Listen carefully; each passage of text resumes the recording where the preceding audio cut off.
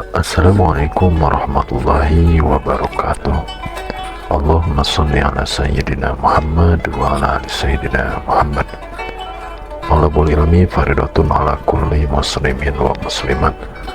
Menuntut ilmu itu wajib bagi orang muslim laki-laki maupun perempuan. Hadirin rahimakumullah, sejatinya hidup tanpa ilmu bagaikan hidup tanpa nyawa. Sedangkan hidup tanpa nyawa bagaikan mayat hidup. Dengan ilmu hidup bisa jadi mudah. Dengan iman hidup bisa jadi terarah. Dan dengan seni hidup bisa jadi indah. Mari kita menuntut ilmu bersama-sama. Mudah-mudahan kita semua bisa berilmu amaliyah dan beramal ilmiah. Bapak-bapak lihat enggak ini? Lihat ini? Lihat ini? Lihat apa tidak? Nah, anggaplah ini dosa. Ya, bohong, istri dikasari, suami diomeli, makan barang haram. Nah ini, anggaplah ini. Nah, kalau saya kasih begini, masih kelihatan tidak? Yang merah tadi masih kelihatan tidak? Tidak. Anggaplah ini kebaikanmu. Dosa tidak kelihatan karena lebih banyak kebaikan daripada dosa. Itulah makna hadis Nabi, tutupi kesalahanmu dengan memperbanyak kebaikan. Nah ini nih, ya. Maka ketika kumpul seperti ini, salah satu cara memperbanyak kebaikan selawat. Maka saya mau ajak selawat. Bisa? Bisa Pak? Kita tanding dulu. Mana lebih kencang salawatnya ibu-ibu dengan bapak-bapak? Ayo emak-emak dulu. Ras terkuat di bumi. Geser kiri tidak belok-belok. Bapak-bapak yang merasa jenis kelamin laki-laki diam dulu. Ibu-ibunya dulu. Ayo selawat. Ibu-ibu selawat bu. Ikuti saya. Salatullah salat. Masya Allah. Yang di atas. Alatoha. Salatullah ala yasin. Masya Allah, terima kasih. Nilainya 9,5. Oke. Ibu-ibu diam. Sekarang bapak-bapak yang merasa jenis kelamin laki-laki, jangan mempermalukan jenis kelamin kita Pak. Ayo, ayo. Nah, goramiman no. Salatullah ala toha. Salatullah ala yasin. Masya Allah. Nilainya 9,8. Nah ibu bapak diam. Diam semua. Diam semua. Diam. Diam. Diam. Diamku semua. Diam. Diam. Kita dengar ini di atas. Ini kan bos barangkali ini semua ini, makanya dia di atas. Hah? Ayo, ayo Pak Kiai, Ketua Majelis Ulama, jangan mempermalukan ulama. Ayo. Diam kau, dengar kau semua. Ayo. Salatullah.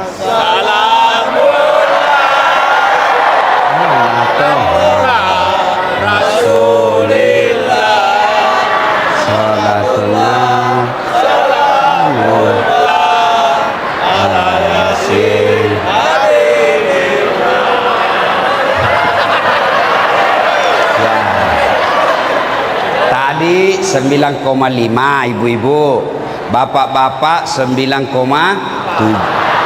Sekarang 9,9. Kenapa? Ini suaminya Ibu Peggy yang undang saya. Ayo semua sama-sama kita, sama-sama semuanya, bapak ibu saudara-saudara sekalian, ayo kita salawat kepada Rasulullah Muhammad SAW. Mudah-mudahan salawat itu menutupi dosa-dosa kita, itu yang disebut syafaat. Ayo salawat semua, ayo semuanya yang di atas. Salatullah Rasulillah, salatullah salamullah ala yasin tawassalna bi bismillah wa bil hadi rasulillah wa kulli mujahidilillah bi ahlil sekali lagi, salatullah ala toha rasulillah, salatullah salamullah ala yasin habibillah, ala yasin ala yasin habibillah. Wa qala idzan bismillahirrahmanirrahim, ya ayyuhalladzina amanu taqullaha haqqa tuqatih wa la tamutunna illa wa antum muslimun. Wahai orang-orang yang beriman, bertakwalah kalian kepada Allah dengan sebenar-benarnya takwa, dan janganlah kalian mati kecuali dalam keadaan beragama Islam. Ayat ini Pak, sejak ada Rasulullah Muhammad SAW sudah lebih 1400 tahun, tiap Jumat di masjid pasti dibacakan ini ayat. Pak, bapak-bapak, masih ingat waktu Covid? Masih ingat waktu Covid? Masih? Adakah pengumuman itu selalu didengar? Pakai masker, jaga jarak, cuci tangan, jangan berkumpul. Kenapa? Waktu itu penting. Tiap hari diumumkan, pakai masker, pakai masker. Kenapa? Penting. Sekarang masih ada itu pengumuman? Masih ada? Tidak ada. Kenapa? Tidak penting nih. Ini ayat, ratusan ayat dalam Quran, kenapa hanya ini yang selalu dibacakan? Kap maraturot ayat kekurangnya, tapi kenapa ayat ini selalu diulang-ulang tiap Jumat? Dan rasanya susah diterima akal. Jangan kamu mati kecuali dalam keadaan beragama Islam. Berarti ayat ini Allah ingatkan kepada kita semua orang Timika, Dasat, hati-hati kok.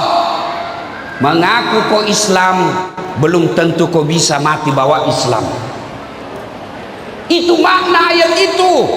Hati-hati, kamu bisa matimu tidak beragama Islam. Insya Allah kita tidak akan mati dalam keadaan rampok. Insya Allah kita tidak akan mati dalam keadaan berzina. Insya Allah kita tidak akan mati dalam keadaan judi. Tapi yang bisa membuat kita mati dalam kekafiran, hubbi aklil haram, suka memakan barang haram. Dan salah satu barang haram itu menerima serangan fajar ketika pilkada yang akan datang. Kau tepuk tangan baru kau semua pelakunya. Wani piro. Pak, saya serius ini, tolong dengar. Bu, ini dari semua kabupaten di Indonesia, Timika ini yang paling banyak emasnya. Iya toh? Saya dapat kabar dari Pak Maksimum, dia bilang, yo kau toh mau tahu kasih kampungmu. Saya kan tidak pernah ketemu langsung, baru tadi. Apa beliau katakan? 7 triliun PAD-nya ini Timika. Mestinya makmur rakyatnya. Mestinya pembangunan bagus, mestinya tidak susah lapangan kerja, iya kan?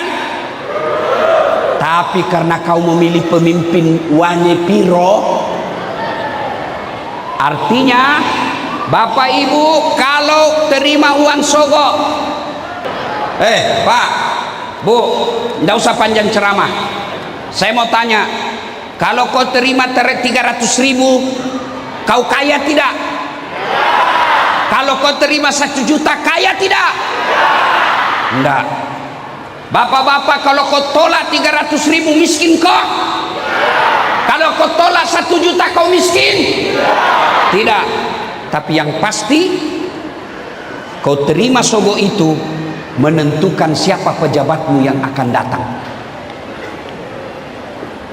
Percaya kalau ada orang menang pilkada karena sogok, maka pertama yang dia lakukan, kasih kembali modal. Modal dari mana dia dapat? Dari proyek pembangunan. Mestinya pakai semen 10, dia cuma pakai 5. Belum diresmikan sudah rusak. Kalau rusak, siapa yang rugi? Siapa yang rugi? Masyarakat. Tim sukses yang dapat proyek.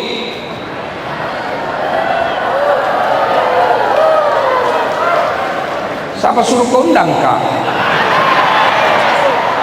Ya, saudara, boleh miskin, tapi jangan jual harga dirimu.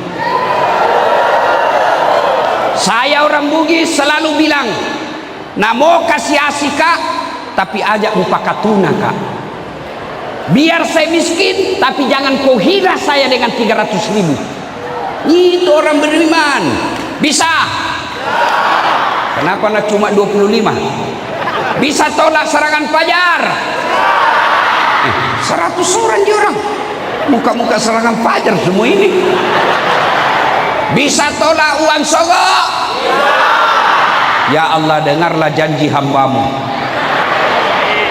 Kalau dia ingkar janji, buat hidupnya susah dunia akhirat. Masih sano. Ya Bapak Ibu saudara-saudara sekalian, saya mau tanya, Pak, pernah lihat orang diantar jenazah? Pernah lihat antar jenazah? Ibu-ibu pernah lihat antar jenazah? Bukan pernah, sering. Kata Nabi, kalau kau diantar jenazah, 3 yang ngantar kamu, 3 yang mengantarmu, 2 balik, tinggal 1 yang temani kamu. Apa gerangan itu? Pertama, harta. Keluar semua harta, mobil, motor, sepeda, keluar harta antar. Ada yang masuk ke kubur? Ada yang masuk di kubur? Ada Pak. Apa? Kain kafan. Kamu merantau ke Timika, cari uang, rumah mewah, mobil ada, tidak ada rumahmu masuk di kubur. Tidak ada motormu masuk di kubur. Jangankan rumah motor, handphone saja tidak boleh kau bawa. Jangankan handphone, kantong saja tidak boleh ada. Yang kedua, mengantar kita. Apa itu? Keluarga. Sanak keluarga, teman, handai tolan, anak, cucu, saudara, antar kita masuk di kubur. Ada yang mau masuk di dalam? Bu, dengar kau baik-baik. Kalau mati kau Pak, tidak ada istrimu mau masuk temani, tidak ada anakmu mau masuk temani. Dia kubur kita, menangis dia kubur, tapi nak enjak-enjakku. Iya toh, dia menangis tapi nak enjak-enjakku. Iya toh. 3 yang mengantar kita, amal. Inilah yang setia, kemanapun kau pergi, dia akan ikuti kamu. Masuklah kita di kubur. kembalilah pengantar. Kata hadis, masih kentara suaranya kakinya orang yang terakhir melangkah dari kubur, datang malaikat bawa pertanyaan, 5 pertanyaannya. Tapi kalau baik solatmu Pak, tenang, jangan kau pusing. Kalau bagus solatmu, tidak usah cemas. Kenapa? Solatmu yang akan jawab pertanyaan 5 ini. Kalau orang baik solatnya, datang, malaikat berkata, yang baik solatnya ini, bagus sembahyangnya, Marrabuka, siapa Tuhanmu? Solat berkata, Das'at, mundur kau. Waktu kau hidup kau rajin jaga saya, sekarang saya jaga kamu. Marrabuka, siapa Tuhanmu? Solat menjawab, Allahu Akbar. Wih, mungkar geleng kepala. Wih, tahu ah, jagonya ini. Ditanya lagi, Man nabiyuka, siapa nabimu? Solat kita lagi menjawab, Ashhadu an la ilaha illallah wa ashhadu anna Muhammadar Rasulullah. Malaikat tambah geleng kepala. Tahu ah, tambah jago ya. Waalaikumsalam. Tahu ah, tambah jago ini. Orang Timika ini. Itu kalau baik solatnya. Akhirnya mungkar berkata, kir. Maju kok, nakir. Nabilan nakir. Sedangkan kau mundur, apalagi saya. Mundur. Dia naik ke aras Allah. Ya Allah, ada hambamu mati, saya tanya marrabuka, dia jawab Allahu Akbar. Allah berfirman, bukan dia yang jawab itu, solatnya yang jawab. Karena dia baik solatnya, tidurkan dia untuk menunggu hari kiamat seperti nikmatnya tidur pengantin baru. Masya Allah. Masih ingat waktu pengantin baru Pak? Masih ingat? Apa biasa dibilang waktu tak pengantin baru? Cepat nak pagi. Kenapa? Enak. Itu kalau bagus solatnya. Tapi kalau tidak beres solatnya, Nabi bilang malaikat, lama aku tunggu kau. Kau yang paling banyak ceritamu kalau orang ceramah. Nak goreng godamnya, nak putar mi palu-palunya itu muka. Metanolo taja cilaka. Niko na pegancang. Ditanya dia, Marrabuka, siapa Tuhanmu? Kaget. Tunggu dulu, orang baru datang. Malaikat aja yang mau debat. Ditanya lagi, Marrabuka, siapa Tuhanmu? Kaget, langsung dia jawab, ketuhanan yang Maha Esa. Pertama, orang menderita ketika masuk di kubur, orang yang al-mutahawil bis sholat, menganggap enteng sholat.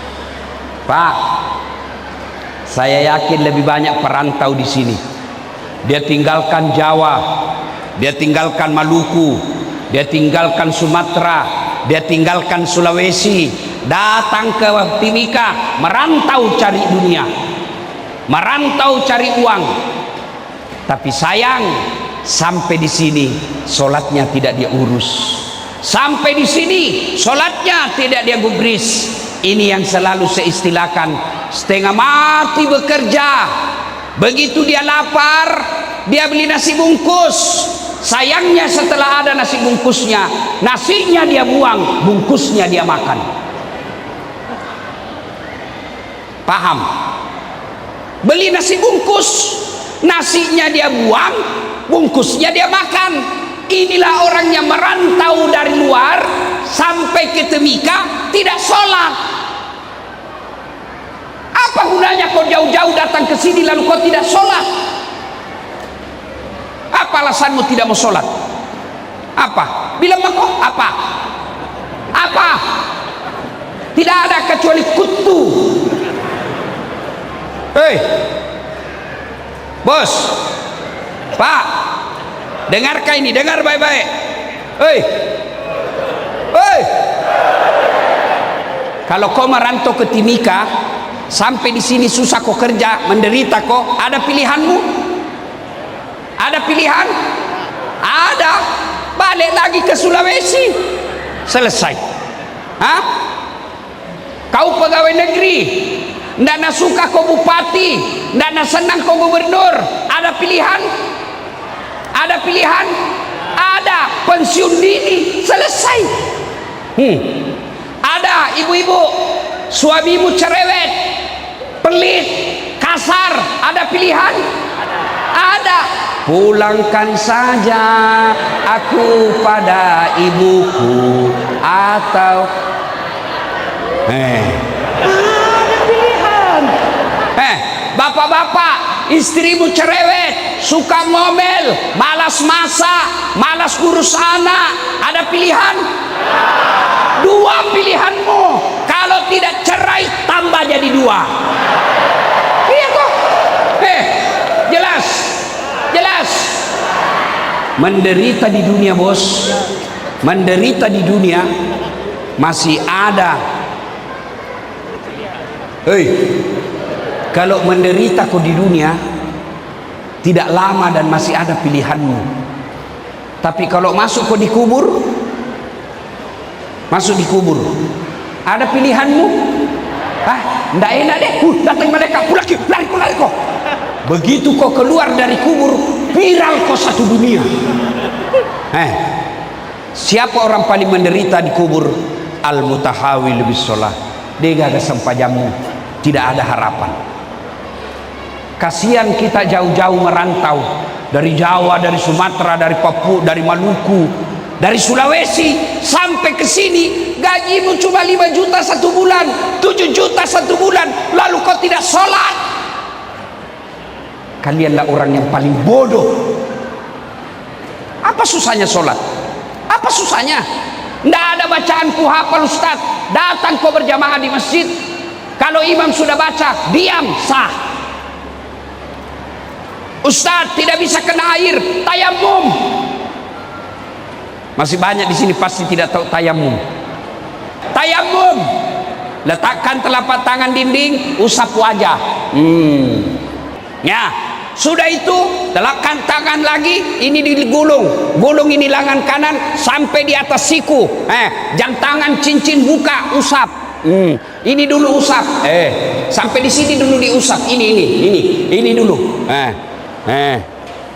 Sudah itu yang ini. Sudah. Selesai begitu, Ustaz. Kasih begini. Selesai. Agapi. Di tengah hutan, Ustaz, masuk waktu sholat, belum dicuci, nah sudah kencing, tidak dapat air. Caranya kalau di tengah hutan kencing tidak dapat air, ambil kertas 3 lembar.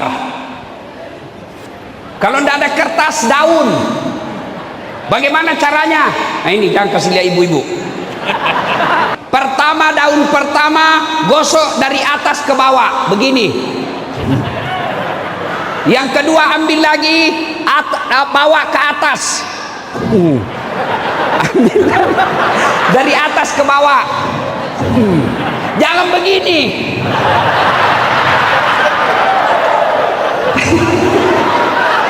Kenapa nih ibu-ibu heboh?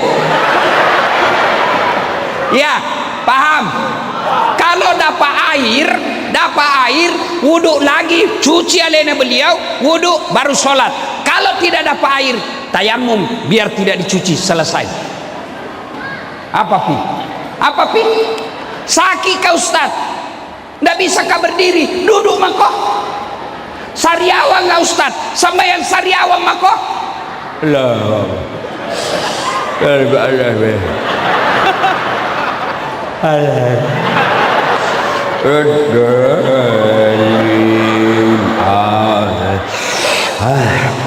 Boleh, Allah tahu kau lagi sakit.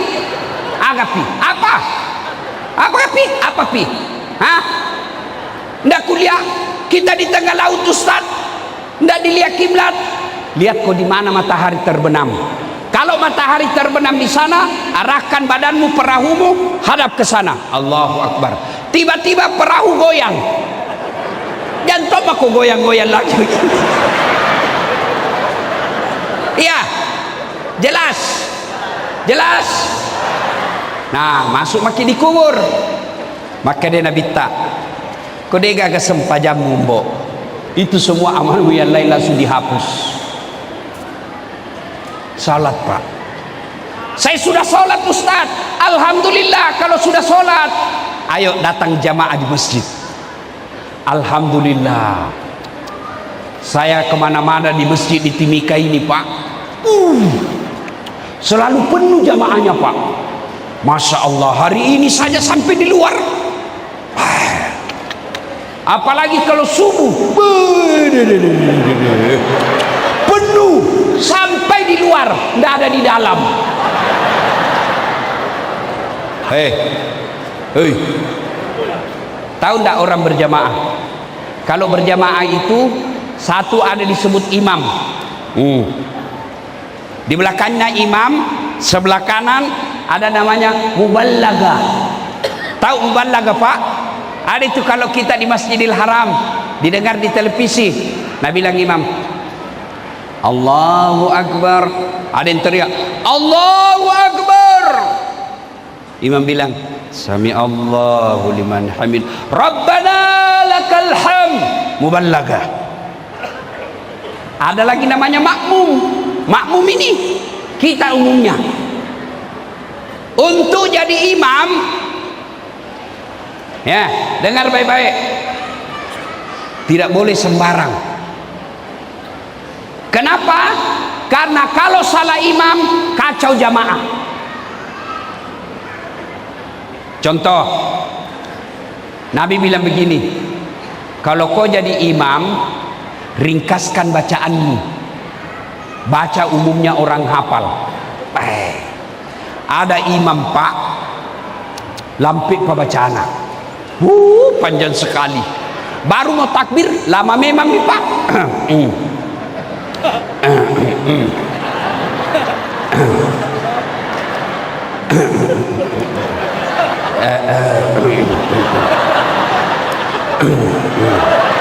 Apa nak kau tinggal langkah selesai nih? Iya toh? Kata Nabi, ringkaskan bacaanmu. Itulah sebabnya imam sebelum angkat takbir sunnah balik ke belakang sambil membaca salat jami' rahimakumullah, luruskan, rapatkan saf. Tujuannya apa? Kita mau lihat ini jamaata. Kalau banyak orang tua, jangan kau selesai kodong. Ini yang jadi imam. Yang pertama nak baca Al-Fatihah. Nah lanjutkan apa? Surah Al-Baqarah ayat 15 sampai ke 55. La haula wala quwata illa billah. Sampai di belakang kasihan orang tua yang sudah pensiun, remati, batena la sessa. Begini itu remati di belakang.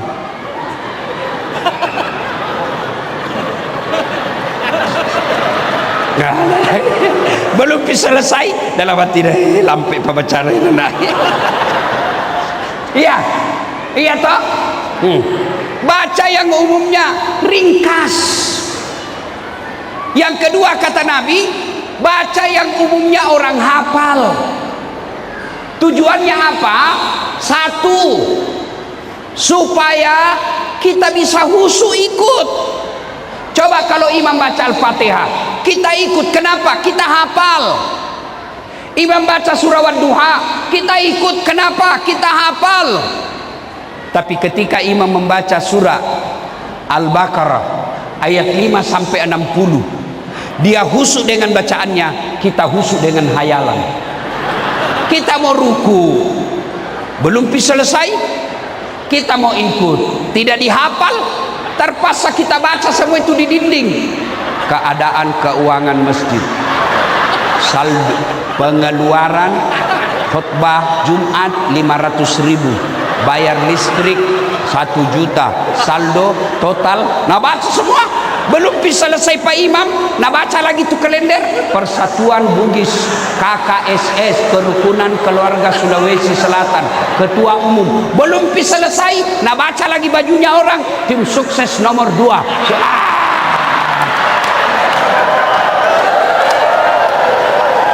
Ayo, siapa salah?